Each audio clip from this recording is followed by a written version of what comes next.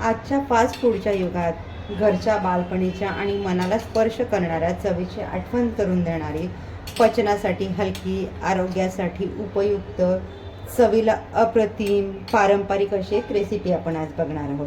करूयात मग सुरुवात. अर्धा किलो आवळे मी 2 ते 3 पाण्याने स्वच्छ धुवून घेतले आहेत. कढईमध्ये पाणी गरम करायला ठेवलं आहे. त्यामध्ये होल असलेल्या चाळणीमध्ये आपले आवळे ठेवून घेतले आणि वाफवण्यासाठी मी पाण्यावर ठेवून देते. यावर झाकण ठेवून देते. 10 ते 12 मिनटं आपल्याला आवळे वाफवून घ्यायचे आहेत.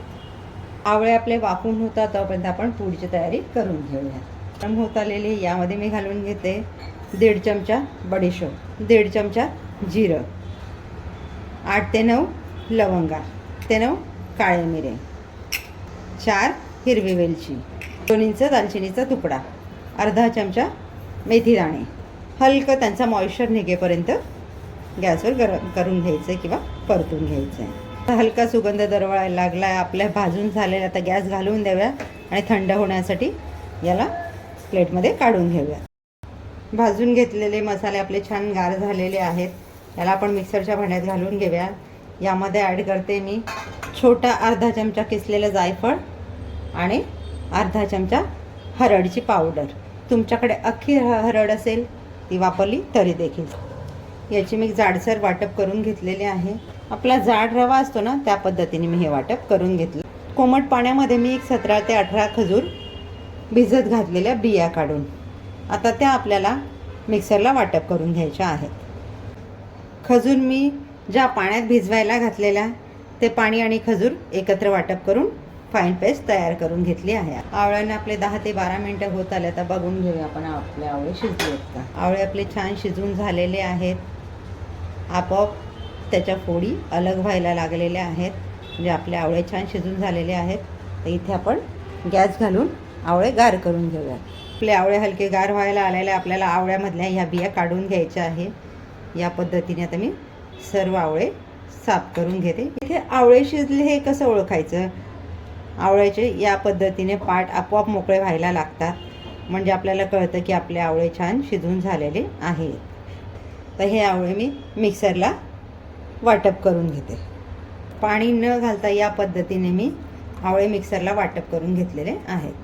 कढईमध्ये मी 3 ते 4 चमचे तेल घालून घेतलं आहे. तुम्हाला हवं त्या प्रमाणात इथे तेलाचा वापर करू शकता.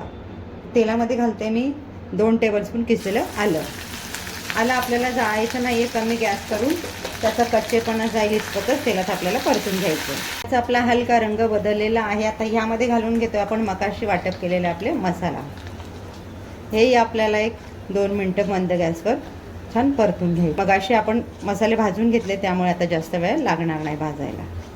आता इथे आपण घालून घेणार आहोत वाटप करून घेतलेले आवळे. त्याला 5 ते 6 मिनटं छान मंद गॅसवर परतत राहायचं, सतत हलवत राहायचं, जेणेकरून ते कढईला खाली चिकटणार नाही. आवळा एक बहुगुणी औषधी वनस्पती आहे. आयुर्वेदामध्ये औषधांसाठी आवळ्याचा वापर केला जातो. न्यूट्रिशन व्हॅल्यू खूप आहे. आवळ्यामध्ये व्हिटॅमिन सी आहे. केसांच्या वाढीसाठी, डोळ्याच्या आरोग्यासाठी, फायबरचं प्रमाण भरपूर आहे. पचनासाठी एक ना अनेक गुणधर्म असलेला आवळा आहे. आवळ्याच्या सीझनमध्ये आपण विविध प्रकारे आवळ्याचं सेवन करत असतो. आवळ्याचे काही तोटे देखील आहेत. ज्यांना ॲसिडिटीचा त्रास असेल ना, त्यांनी आवळ्याचं अतिसेवन टाळावं. आवळ्याच्या अतिसेवनाने फायबरचं प्रमाण वाढलं की पोटदुखीचा त्रास होऊ शकतो. रक्तशर्करा कमी होऊ शकते. आवळ्याच्या सीझनमध्ये मी माझ्या किचनमध्ये माझ्या आजीच्या विविध रेसिपीज बनवत असते. त्यातलीच आपली आजची रेसिपी आहे खजूर आवळा चटणी. अशाच प्रमाणबद्ध नाविन्यपूर्ण रेसिपीज हव्या असतील तर आसनाज किचनला लाईक, शेअर, सबस्क्राईब करायला विसरू नका. म्हणजे तुम्हाला नोटिफिकेशन्स येत राहतील.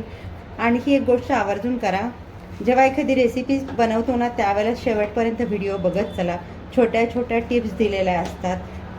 त्या टिप्स फॉलो करून आपण बनवलं ना की आपली रेसिपी उत्तमच होते. 6 ते 7 मिनटं आपलं आवळ्याचं मिश्रण छान परतून झालं आहे मीडियम फ्लेमवर. तर यामध्ये आपण घालून घेतो आहे वाटप केलेली खजूर. आता तुम्हाला खजूर वापरायची नसेल तर गुळाचा देखील वापर करू शकता. पण मी आवर्जून खजूरचा वापर केलेला आहे.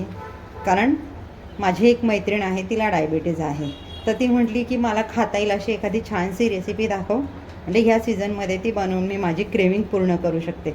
आंबट, तिखट, गोड, चटपटीत चवीची. तर म्हणून म्हटलं की आपण या पद्धतीने ही चटणी बनवूया. खजूरचा वापर करणार असाल तेही तुमच्या आवडीने कमी जास्त करू शकता. आजकाल सगळेच हेल्थ कॉन्शियस झालेले आहेत, साखर खाणं टाळतात सगळे, मग त्यासाठी हा पर्याय आपल्यासाठी योग्य असू शकतो. आपल्या चॅनलला जो तुम्ही भरभरून प्रतिसाद देताय, व्हिडिओज लाईक करताय, चॅनलला सबस्क्राईब करताय, त्यामुळेच नवनवीन रेसिपी घेऊन येण्यासाठी आम्हाला प्रेरणा मिळते. तुमच्या या सहकार्याबद्दल मनःपूर्वक आभार. मिश्रण आपलं छान कढई सोडायला लागलेलं आहे. आता यामध्ये आपण घालून घेऊयात पुढचे पदार्थ.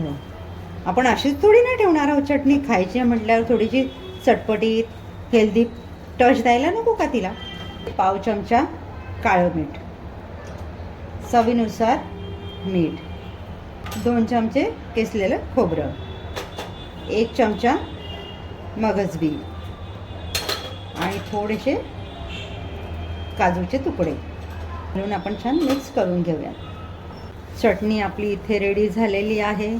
आता आपल्या चटणीला एक फायनल टच देऊन घेऊया आपण. गॅसवर एक छोटी कढई ठेवून घेतली, त्यामध्ये मी 2 चमचे तेल घालून घेतलं आहे. 1 चमचा मिरची पावडर, हळद आणि छोटा पाव चमचा हिंग. हे आपल्याला छान मिक्स करून घ्यायचं आहे आणि आपला हा फायनल तडका जाणार आहे आपल्या चटणीवर. इथे तडका तयार करताना आपण ही काळजी घेतली की आपली मिरची, हळद, हिंग जळणार नाही. अगदी हलका आपण त्याला तेलात परतून घेतलं आहे. तर चटणीत घालून एकदम मिक्स करून घेऊयात. तयार झाली आहे आपली गोड, आंबट, तिखट, चटपटीत, स्पायसी चवीची आवळा खजूर चटणी. मी कितीही सांगितलं तरी त्याची टेस्ट तुमच्यापर्यंत आता पोहोचेल की नाही मला माहिती नाही. स्वतः बनवा, टेस्ट करा, म्हणजे तुम्हाला कळेल की चटणी किती छान, दिसायला जेवढी छान आहे ना, चवीला त्याहीपेक्षा चटपटीत आहे. आता इथे टेस्ट बॅलन्स करण्यासाठी तुम्हाला हवं तर अर्धा चमचा लिंबाचा रस तुम्ही याच्यामध्ये ॲड करू शकता. मी नाही केला आहे. तयार आहे आपली चवीला अप्रतिम, पचनासाठी हलकी, आरोग्यासाठी उपयुक्त अशी आवळा खजूर चटणी. भेटूयात पुढच्या व्हिडिओमध्ये अशाच एका छान रेसिपीसह. थँक्यू.